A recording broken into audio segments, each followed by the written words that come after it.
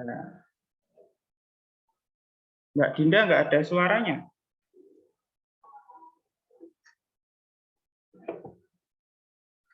Coba dipilih Mbak Dinda, itu yang tombol bagian pojok kiri bawah yang tadi Pak Guru kirim di grup tadi.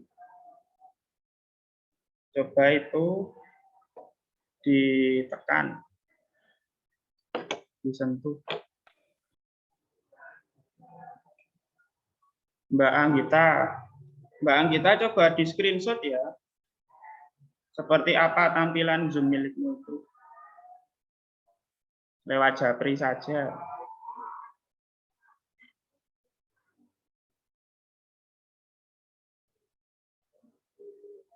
Mbak Adinda itu dipilih yang anu aja, yang WiFi or cellular data.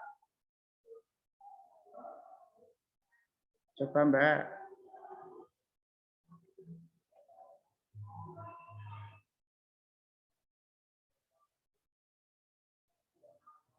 Mbak Anggita itu yang tombol pojok kiri bawah itu yang join audio.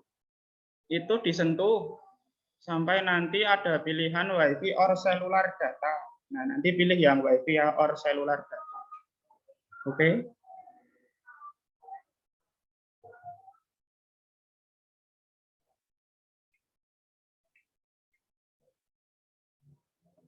Gimana Mbak Dinda, sudah beres belum?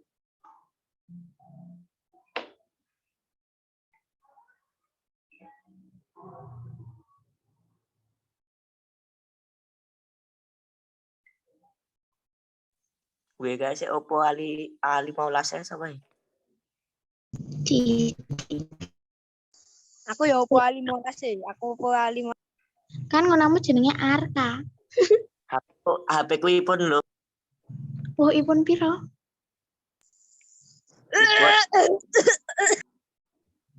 Halo Mbak Dinda. Japri saja Mbak.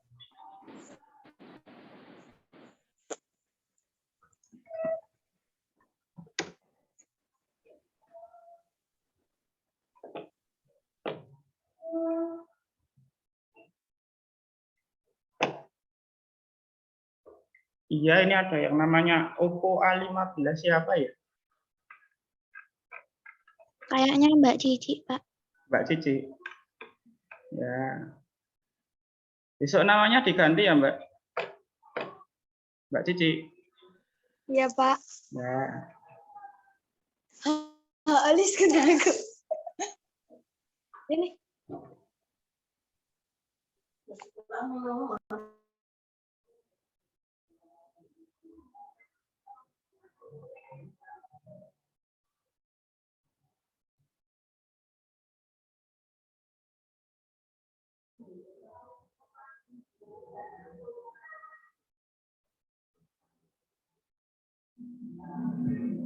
Mbak Dinda coba buka WA lagi. Sekarang coba yang tombol pojok kiri atas gambar mikrofon itu.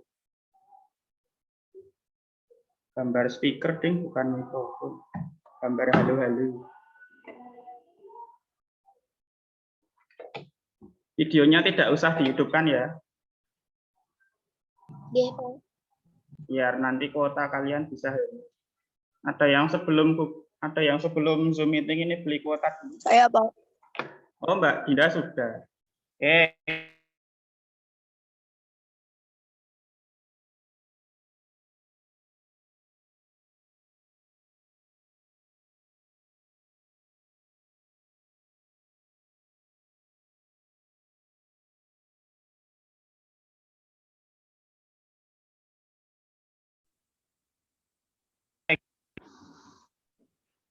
Halo. Hai. Hai. Hai. Tadi suara Pak Guru belum masuk. Jadi hari ini kita akan melanjutkan penjelasan dari Pak Guru yang kemarin belum selesai pas hari apa ya itu sebelum hari Sabtu. Oke? Oke, Pak. Ya. Silakan dibuka yang LKS. LKS subtema 3. Masih tema 8 ya. Kita belum masuk ke tema 9. Tapi tolong anak-anak siapkan juga yang LKS tema 9 karena kita sebentar lagi akan memasuki tema 9. Sekarang dibuka halaman 86 lagi. Sudah? LKS.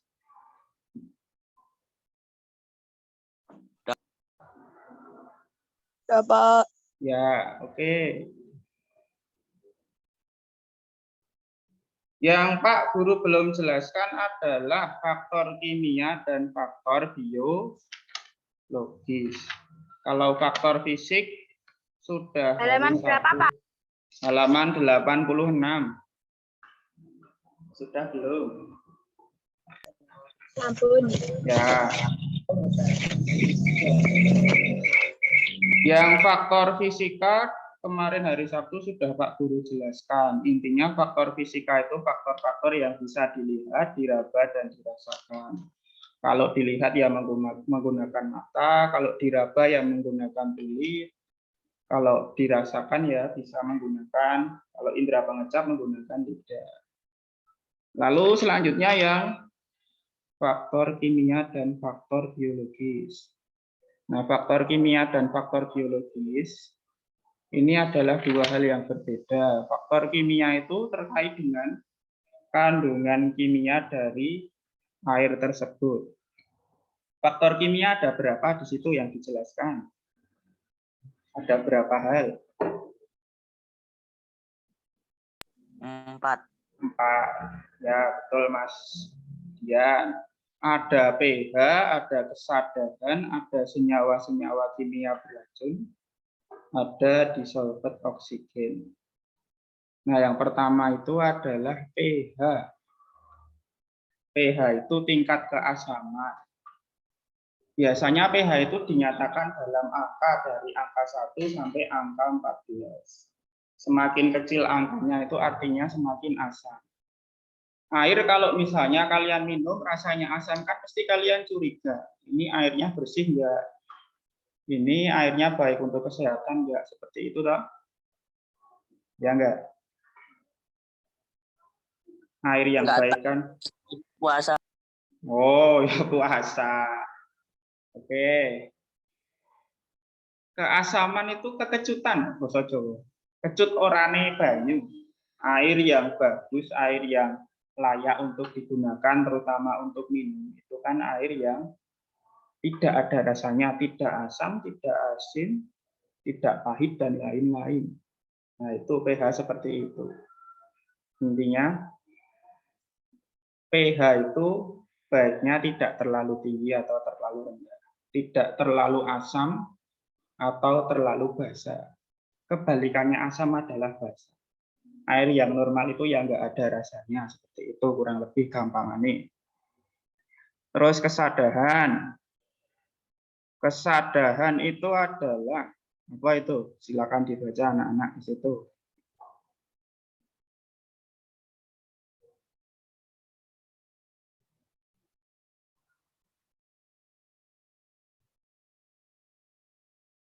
Sudah? Halo? Bapak. Ya. Kesadaran itu adalah kandungan mineral yang ada di air. Di sini mungkin beberapa anak kalau airnya itu dimasak, terus airnya itu ambil dari sumur. Kadang di apa namanya? Diceret. Itu ada endapannya putih-putih. Ada yang di rumah diceretnya itu di bagian dalam ada endapannya putih-putih.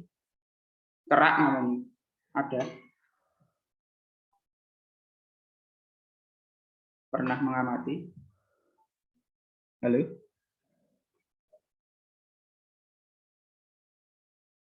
Pernah, Pak. Pernah. Ya itu kerak itu. Kerak itu disebabkan oleh salah satu mineral yang namanya kalsium bikarbonat. Nah, kalau keraknya itu ya yang timbul hanya sedikit, itu masih wajar. Tapi kalau misalnya keraknya itu cepet banget lekandel nenggon ceret. Nah, itu yang kurang baik. Nanti kalau misalnya kalian terlalu sering minum di air yang kandungan kalsium bikarbonatnya tinggi, nanti kalau kalian sudah dewasa, itu rawan kena batu ginjal. Soalnya keraknya juga mengendap di ginjal kalian. Kerak kan keras tuh itu yang nempel di bagian dalam ceret itu. Coba nanti kalau belum paham silakan googling, silakan cari di Google. Kerak di dalam ceret coba kayak gitu nanti bisa dicari. Sudah paham ya kesadaran itu? Kandungan mineral yang ada di air. Contoh mineral tadi kalsium bikarbonat. Kalau kebanyakan ya nggak bagus buat kesehatan. Sudah paham? Insya Allah, Pak. Ya, mineral itu ada banyak ya, ada kalsium bikarbonat, ada fluor. Kalau air mineral kan ya itu sebenarnya ya air ditambahi mineral. Mineralnya biasanya fluor itu. Fluor itu ya berguna buat tubuh kita kalau nggak kebanyakan. Gunanya untuk memperkuat gigi. Soalnya fluor itu penting untuk pertumbuhan gigi. Lanjut.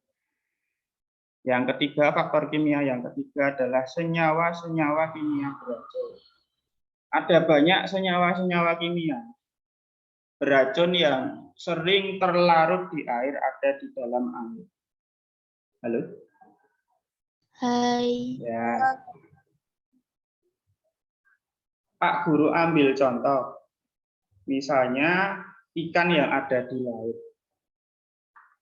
Kalau di laut, kan ada banyak ikan. Dari yang ikan teri sampai ikan paus.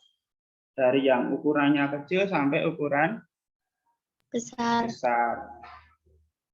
Nah, itu ternyata semakin besar ukuran ikan, atau ikannya itu ikan predator. Ikan predator itu ikan yang memakan ikan yang lain. Ikan karnivora seperti hiu. Nah, ternyata kandungan merkuri atau raksanya itu tinggi semakin besar ikan yang ada di laut. Nah, kurang lebih seperti itu. Jadi di laut sana walaupun kelihatannya itu airnya bersih, itu ada kandungan zat-zat lain. Contohnya adalah merkuri atau raksa. Raksa kan kalian taunya yang buat isi termometer itu toh. Nah, ternyata raksa itu ya terkandung di limbah-limbah rumah tangga kita. Dan sering juga sampah kita kan malah dibuang di sungai. Nah, air sungai kan padahal nanti masuk ke laut. Nah, airnya kan terus digunakan, dimanfaatkan jadi tempat hidup bagi ikan-ikan kecil. Jadi ikan-ikan kecil kayak teri yang ada di laut itu, dia tubuhnya menyerap yang namanya merkuri tadi. Nah, ikan kecil kan dimakan ikan besar. Pas makan ikan besar, pas ikan kecil dimakan ikan besar. Nah, itu merkurinya ya pindah ke ikan yang besar. Jadi semakin besar ukuran ikan itu, kandungan merkurinya makin tinggi. Itu contoh salah satu senyawa kimia beracun yang ada di air. Contohnya itu raksa atau merkuri tadi. Mungkin nanti anak-anak bisa googling sendiri, tragedi Minamata. Itu dulu pernah terjadi di daerah Jepang. Itu karena banyak orang keracunan merkuri.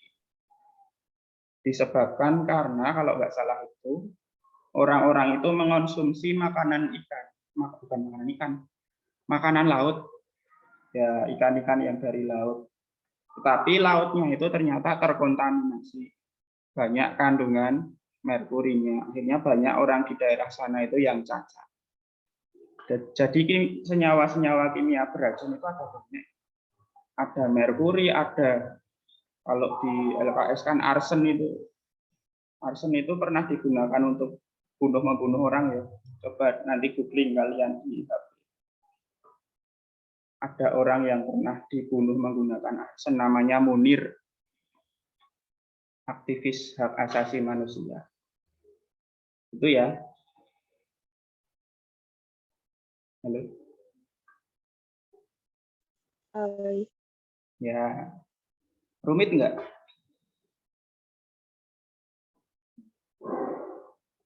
Iya. Gak enak Pak nek virtualan gitu.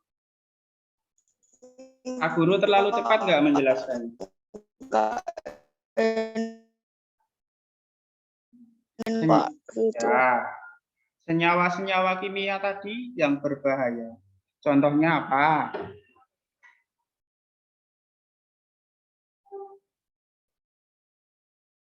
AS. AS itu arsen. Terus yang Pak Guru jelaskan tadi, raksa. Itu contoh 2 ya. Terus disolvet oksigen, itu oksigen terlarut. Itu ada salah satu toh merek air mineral yang dia itu promosinya kalau airnya itu mengandung oksigen yang banyak. Konon katanya kalau air yang oksigennya banyak itu kalau diminum lebih seger, lebih cepat menyembuhkan rasa haus. Jadi semakin tinggi oksigen di air, itu semakin baik kualitas airnya. Di air itu ya ada oksigen, karena nggak ada oksigen ikan nggak bisa hidup, ya nggak? Halo? Ya, paham ya? Semakin tinggi oksigen yang ada di dalam air, kualitasnya makin bagus.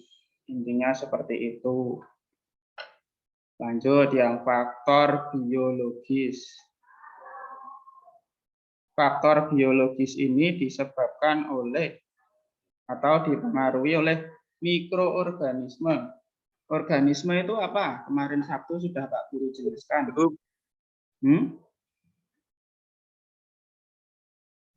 Makhluk hidup, betul. Mikro artinya apa?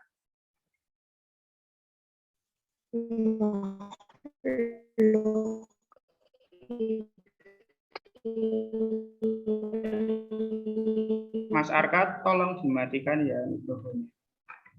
Ya. Mikro itu artinya sangat kecil. Organisme artinya makhluk hidup. Berarti mikroorganisme adalah artinya makhluk hidup yang sangat kecil. Nah, air yang bagus, air yang baik untuk kesehatan, itu kan air yang di dalamnya tidak terdapat makhluk hidup kecil-kecil, seperti bakteri, virus, jamur, dan lain-lain. Nah, di situ dijelaskan yang di kotak abu-abu, ada beberapa cara yang dapat dilakukan untuk menjaga kualitas air. Yang pertama apa? Halo?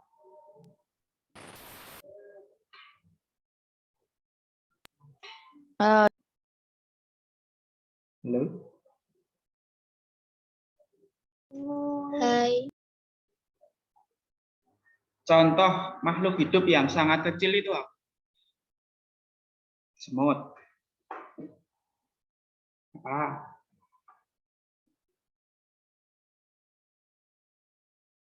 Halo, halo. Hai. Sebutkan satu saja makhluk hidup yang sangat kecil. Semut, Pak. Kumok. Tapi kan ya Kuman. kuman. Ya, semut itu masih makhluk hidup yang gede ya. Pak Guru tadi ngecoh kali ya. Mikroorganisme itu nggak bisa dilihat dengan mata tanpa alat bantu, harus pakai mikroskop. Ya, contoh yang sering adalah kuman itu ya keluarga besar, ada bakteri, ada virus, ada jamur. Jamur itu ada yang sangat kecil, jadi melihatnya harus pakai mikroskop. Nah, contoh mikroorganisme yang sering dijelaskan itu bakteri. Nah, nanti air itu nggak bagus kalau mengandung bakteri yang bisa merugikan manusia, bisa menyebabkan penyakit. Seperti itu. Nah, di situ masih di halaman 86 ya. Itu ada beberapa cara yang dapat dilakukan untuk menjaga kualitas air yang di dalam kotak warna abu-abu. Sudah ketemu belum? Sudah. Ya, Sudah, Pak. ada berapa di dalam kotak abu-abu? 5, Pak. 5. Oke. Jadi, cara menjaga kualitas air dalam kaitannya dengan faktor biologis, yang maksudnya itu agar air itu bisa tetap berkualitas, nggak ada kandungan bakteri, virus, dan jamur. Itu ada 5 hal untuk menjaga air tersebut. Yaitu yang pertama reboisasi. Reboisasi yaitu menanam kembali lahan yang gundul. Terus yang B, tidak membuang sampah limbah dan sampah ke sungai atau laut. Yang namanya sampah atau limbah kan mesti banyak mikroorganisme yang merugikan seperti bakteri. Kenapa seperti itu? Kalau yang namanya sampah kan mungkin sedang dalam proses pembusukan. Dan bahan-bahan organik itu nggak mungkin busuk kalau nggak ada bakteri. Jadi kenapa kok sesuatu bisa busuk itu karena adanya bakteri. Kalau nggak ada bakteri di bumi ini, ya sampah nggak bakal bisa busuk. Manusia ya kalau meninggal ya selamanya utuh. Seperti itu. Tapi bakteri itu bakal merugikan kalau sampai ke atau masuk ke aliran air. Nah, itu bisa nanti berakibat buruk bagi kita. Terus yang C, menggunakan air seefisien mungkin. Seefisien itu artinya menggunakannya tidak berlebihan. Tidak sampai nanti membuat krisis air atau air bersih itu langka. Terus mengurangi penggunaan produk berbahaya. Produk berbahan kimia berbahaya. Sebenarnya yang berbahaya itu bahan kimianya berbahaya ya. Itu contohnya sampah-sampah benda elektronik itu loh. Ya, misalnya batu baterai, aki itu biasanya sampahnya harus disendirikan, tidak boleh campur dengan sampah-sampah yang lain karena nanti kalau misalnya itu pecah di tanah atau pas dipendem itu nanti ada kebocoran. Kalau yang namanya baterai, batu baterai itu kan bagian luarnya bisa berkarat. Berkarat kan jadi lemah. Nah, kalau sampai pecah terus zat kimianya masuk ke tanah dan masuk ke air itu nanti bisa berbahaya bagi kita. Terus yang E, menjaga jarak septic tank dengan sumber air. Septic tank itu apa? Tahu nggak anak-anak? Kalau saya Apa itu septic tank? Ya, mungkin kalian nyebutnya bukan septic tank ya. Sapi tank ya, Ra? nah iya Pak. Nah, Iya, Pak. Pak, betul sekali, Pak. septic tank itu ada apa?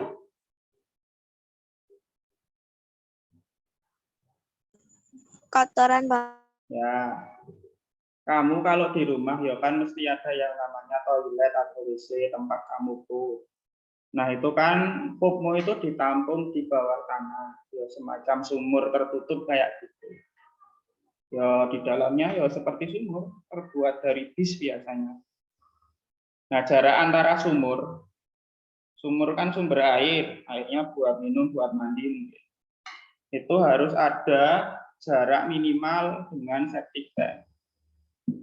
Kenapa seperti itu? Nanti kalau misalnya septic tank atau tempat kotoran itu terlalu dekat dengan sumur, nanti isi septic tanknya dikhawatirkan bisa rembes ke sumur. Jadi jijik ya misalnya kalau misalnya sumur kalian itu pas diambil airnya bau pup, kan jijik ya. Bisa bayangin enggak? Nah itu jarak minimalnya 10 meter. Jarak antara sumur dengan septic tank itu minimal 10 meter. Kalau kurang dari 10 meter ya jangan. Kalau lebih dari 10 meter ya boleh. Kalau 10 meter tok 10 meter pas ya enggak apa-apa. Itu ya, paham ya? Halo? Sebenarnya kotoran manusia kan itu makanan-makanan yang kita makan yang sudah busuk. Ya kan mesti banyak bakterinya. Jadi yang namanya septic tank itu ya bakterinya banyak sekali. Jangan sampai rembes di sumber air.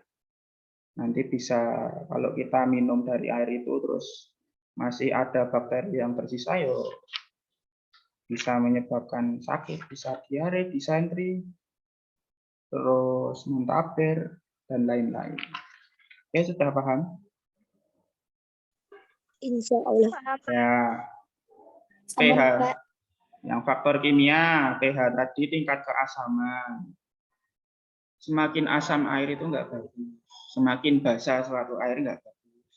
Kesadaran itu kandungan mineral, contohnya kalsium karbonat tadi. Kalau kebanyakan kalsium karbonat di air misalnya bisa menyebabkan batu ginjal. Di dalam ginjal nanti terbentuk batu-batu kayak kerak. Terus senyawa kimia beracun, nah itu nanti kalau terlalu banyak bisa menyebabkan berbagai masalah kesehatan. Coba nanti anak-anak googling tragedi Minamata di Google. Serem sekali itu gambar-gambarnya. Lanjut ya.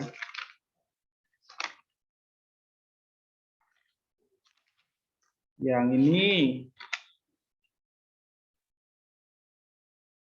halaman 89, silakan dibuka.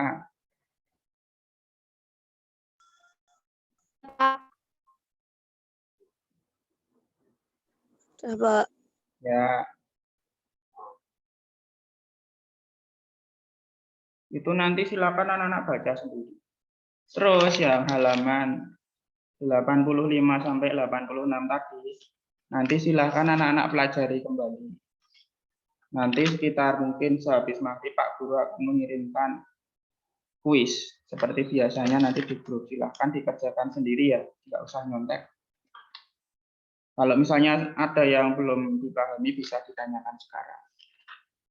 Boleh lewat Zoom atau lewat nanti chat. Tapi ya diusahakan lewat Zoom saja, nggak usah malu ya kalau di kelas ya ada berani bertanya kok. Halaman 8586 ya yang buat kuis. Yang halaman 89 silahkan kalian pelajari sendiri. Itu Pak Guru kira istilahnya nggak sulit-sulit, mudah-mudah. Terus halaman 93, yuk dibuka halaman 93.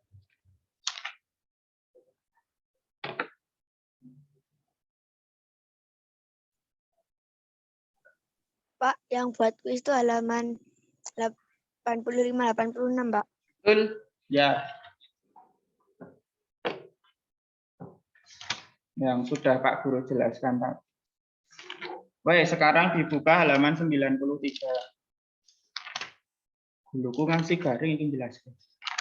Pak. Ya, halaman 93. Sampun, Pak. Ya. Ya, Pak. Pengaruh kegiatan ekonomi terhadap kesejahteraan masyarakat. Kegiatan ekonomi itu ada berapa?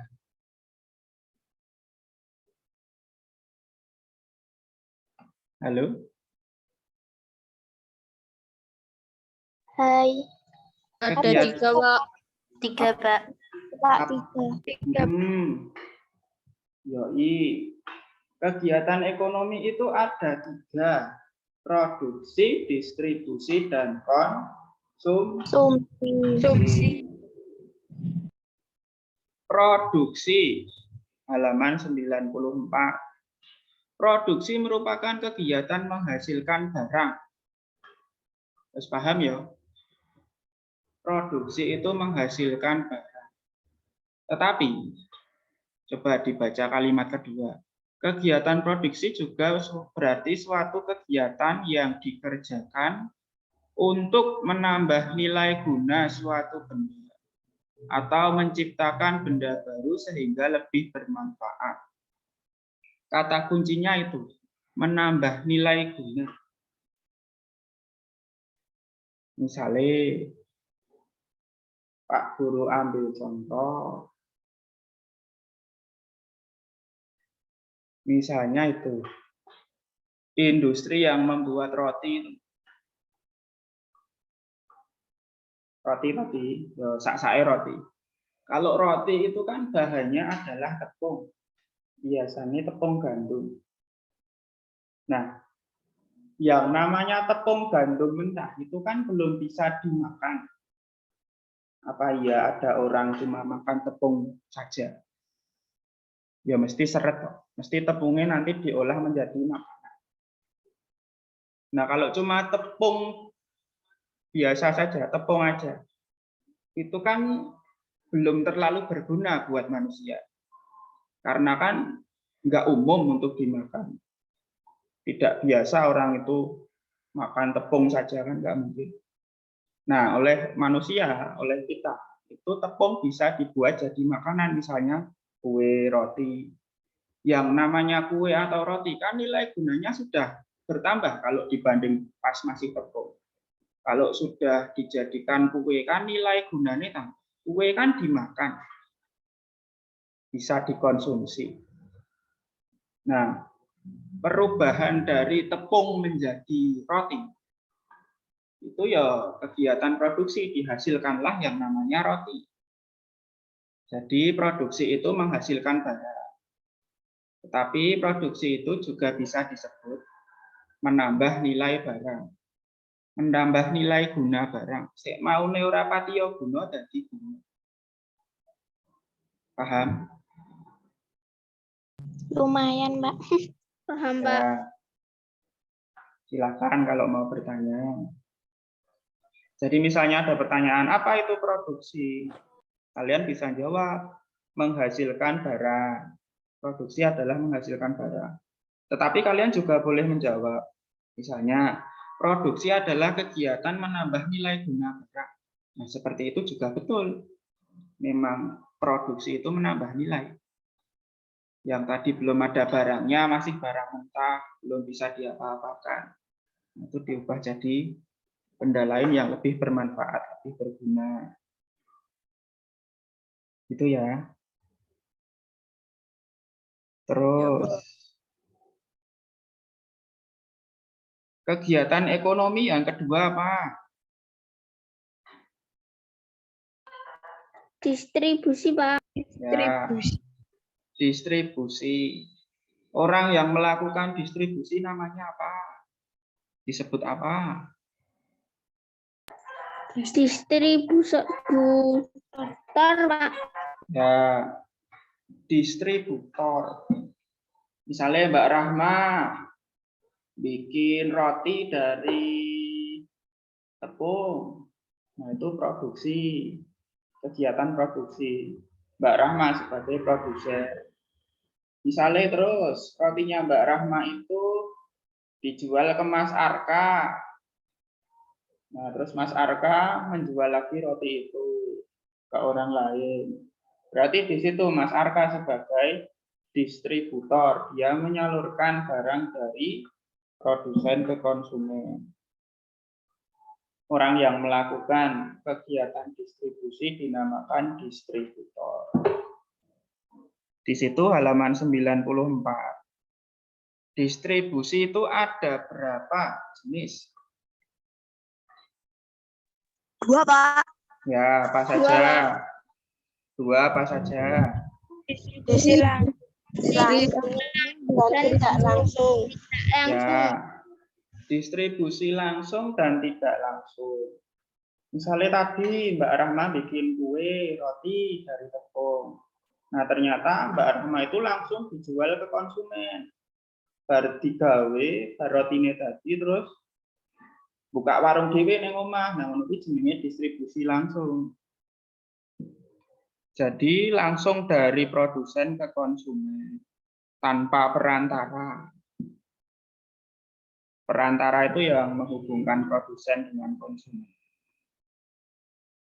Terus distribusi tidak langsung. Nek distribusi tidak langsung itu seperti ya tadi udah tak jelaskan juga sih, misalnya dijual ke Mas Arka, terus Mas Arka jual lagi ke orang lain. Distribusi tidak langsung itu biasanya yang bentuknya warung, misalnya warung depan sekolah, warungnya Pak Agung itu. Ya misalnya benda yang dijual di warungnya Pak Agung itu kan misalnya sabun deterjen. Kan sabun deterjennya kan Pak Agung nggak bikin sendiri, dia beli terus dijual lagi. Nah, kegiatan yang dilakukan Pak Agung itu distribusi tidak langsung. Karena deterjennya dari pabrik nggak langsung dibeli oleh orang-orang sekitar sekolah, tapi lewat Pak Agung dulu yang jual. Sudah paham belum?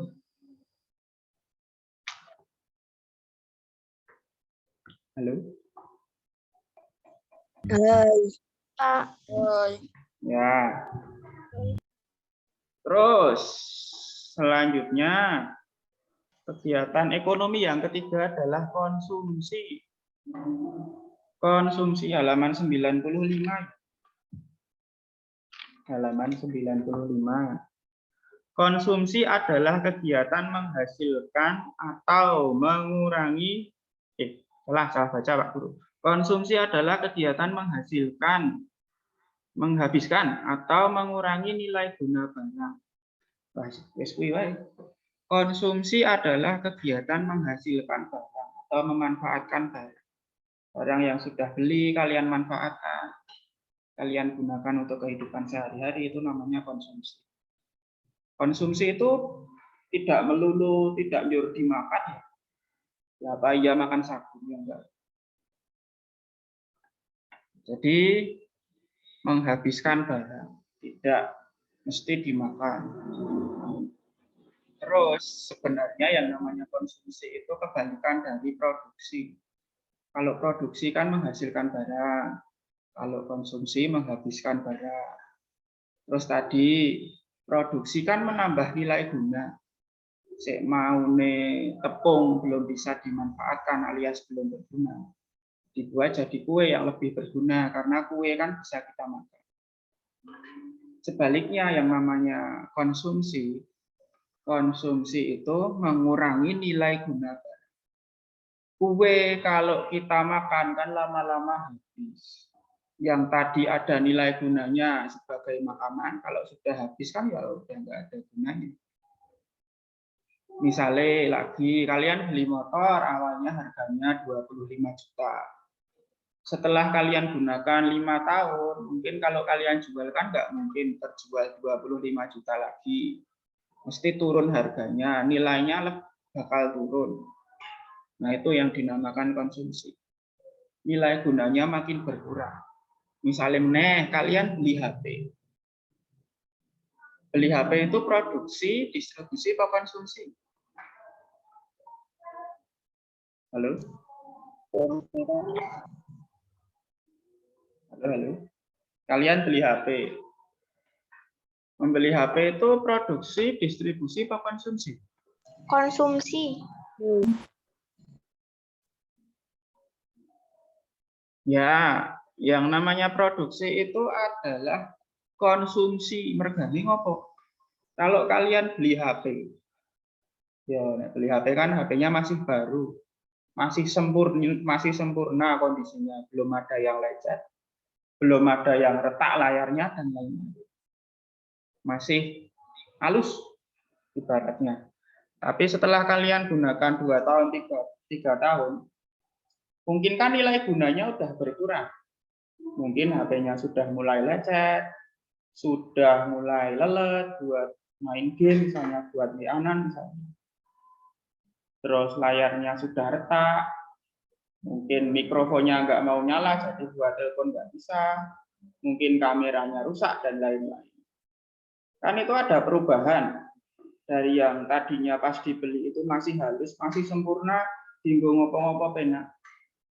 Tapi setelah sekian lama kalian konsumsi alias kalian gunakan, nilai gunanya kan berkurang.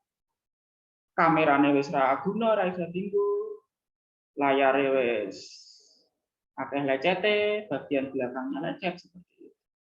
Jadi memang benar konsumsi itu adalah kegiatan mengurangi nilai guna barang. Sik maune sempurna dadi ra sempurna mergo adewe konsumsi. Wis paham belum? Kaitannya dengan nilai guna. Iya, iya. Ya. Yang mengurangi nilai guna itu yang konsumsi atau produksi? Konsumsi. Ya. Yang menambah nilai guna produksi atau konsumsi?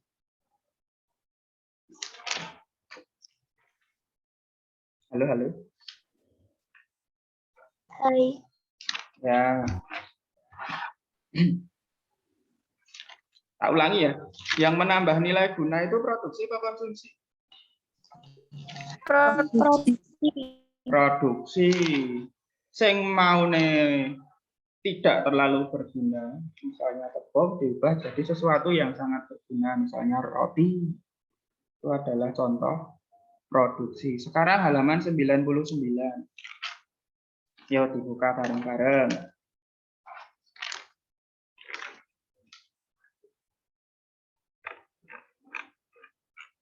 Sudah? Dah, Pak. Ya. Dah. Cara menghargai kegiatan ekonomi masyarakat. Di masyarakat kita kan banyak yang punya kegiatan ekonomi, misalnya produksi, membuat barang sesuatu, terus distribusi, membuat warung dan sebagainya, atau jualan di pasar seperti itu. Langsung saja ke kotak yang warna abu-abu.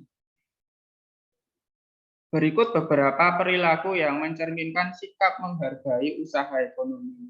Ada beberapa sikap yang menunjukkan sikap menghargai terhadap usaha ekonomi di sekitar kita. 1, tidak mengganggu usaha orang lain. Kalau misalnya ada teman kita yang punya usaha, jangan diberi santet, jangan diberi guna-guna. Ada loh yang sekarang itu kalau jualan uri, curang.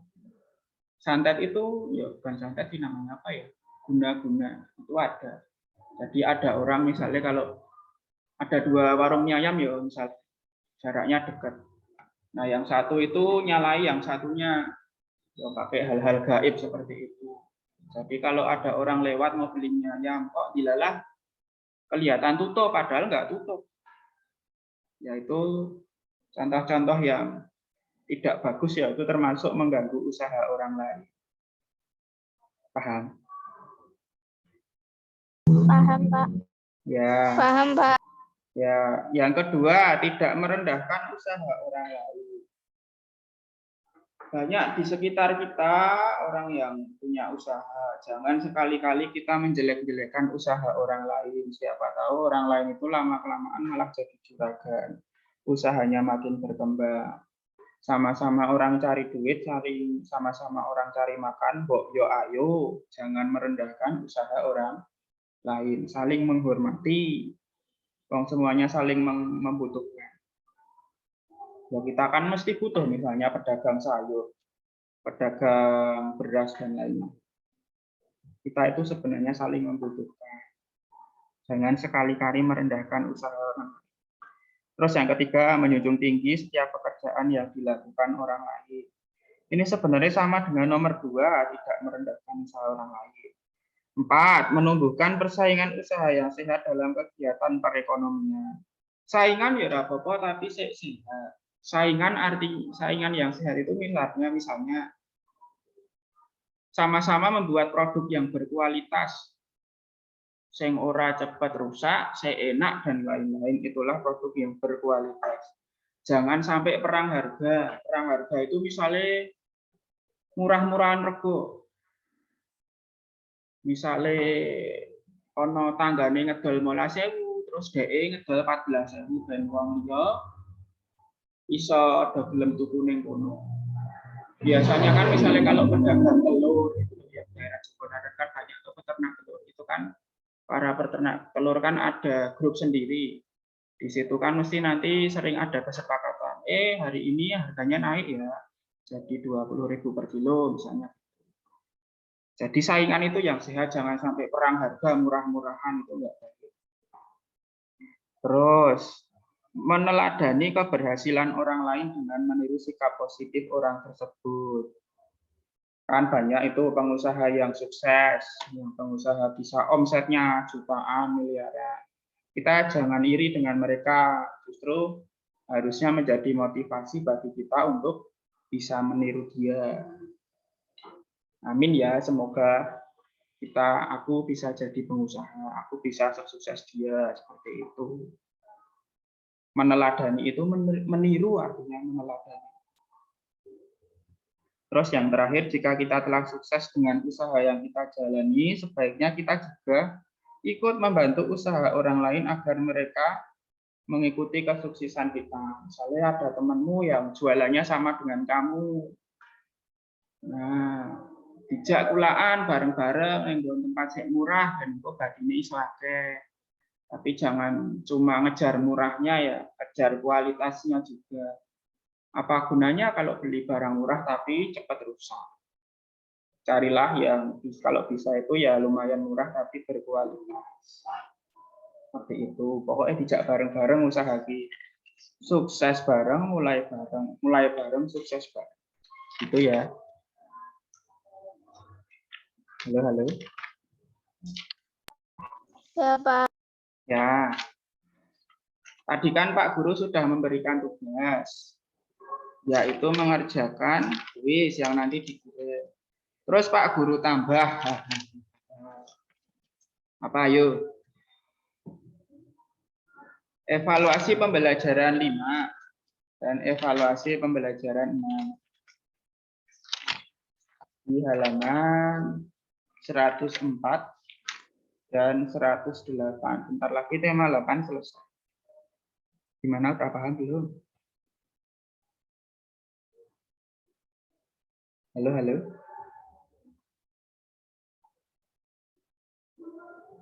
Halo, kok nggak ada respon? Berapa, Pak? Hai. Ya, Ripun. Sampai halaman berapa?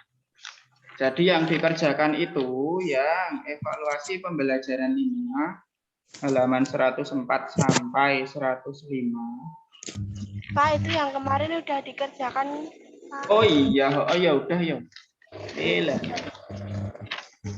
Oke, berarti yang ini salah buka aku. Yang penilaian harian 3 itu yang dikerjakan Romawi 1 dan 2 dulu ya. Itu untuk belajar besok penilaian harian hari Jumat. Oke. Besok hari Jumat langsung penilaian harian subtema 3. Halo. Hai, Pak. Sudah paham belum? Hai, Pak. Sudah paham belum? Dah. Nah, tugasnya ada berapa? Mbak, PPKN 1 Gimana Mas Kakak? yang dikerjakan PKN sampai apa, Pak? Ya, seperti biasanya dari PPKN sampai dengan Romawi 1 dan Romawi 2. Langsung dikerjakan di LKS saja. Ya, untuk belajar. Mungkin nanti beberapa soal Pak Guru ambilkan dari situ, soal yang buat penilaian harian subtema 3. SPDP-nya, Pak. Ya. Gimana? Halo. Ada pertanyaan apa tadi? SPDP-nya, Pak. SPDP-nya ya sama, Romawi 1 dan Romawi 2. Semuanya dari PPKN sampai SPDP dikerjakan. Yang Romawi 1 dan Romawi 2. Oke ya? Oke, Pak. Ya.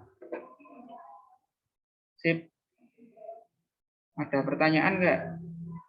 Jadi tugas hari ini ada 2. Tugas hari ini ada 2. Mengerjakan penilaian harian 3.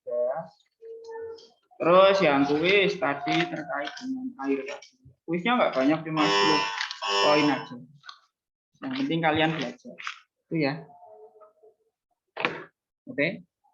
Yang tadi ketinggalan mungkin nanti bisa menyimak rekamannya saja nanti Pak Guru upload di YouTube.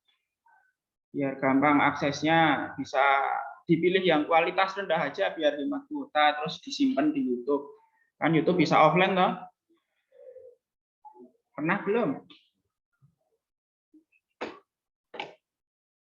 Halo. Oh. Ya. Ada pertanyaan lagi?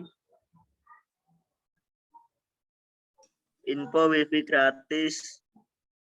Wifi gratis. Ini Mbak Anggita itu loh, wifi gratis kok nggak ke sana aja.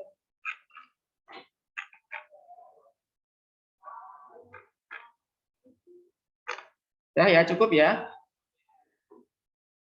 Ya, Pak. Ya, terima kasih. Semoga yang Pak Guru ya. Cara keluarnya gimana? Aku sama Mbak Siva nggak bisa. Nanti yang keluar, yang mengeluarkan Pak Guru aja. Nanti kalau Pak Guru keluar, kalian otomatis keluar semuanya. Oke, Pak. Ya, yang mengakhiri nanti Pak Guru saja. Oke, cukup sekian yang bisa Pak Guru sampaikan. Semoga dapat bermanfaat dan membuat kalian lebih paham. Selama pembelajaran daring, usahakan untuk selalu belajar dari subtematika itu. Semua eksplorasi materinya silahkan kalian pelajari terus. Kalian pelajari ulang sampai paham, sampai bosan. Untuk mempersiapkan penilaian harian subtematika yang akan kita laksanakan besok hari Jumat. Oke? Paham? Ya. Cukup sekian dari Pak Guru. Jika ada salahnya mohon maaf. Terima kasih. Wassalamualaikum warahmatullahi wabarakatuh. Waalaikumsalam warahmatullahi wabarakatuh. Ya, Keluar Pak, keluar Pak. ya Pak Guru aja.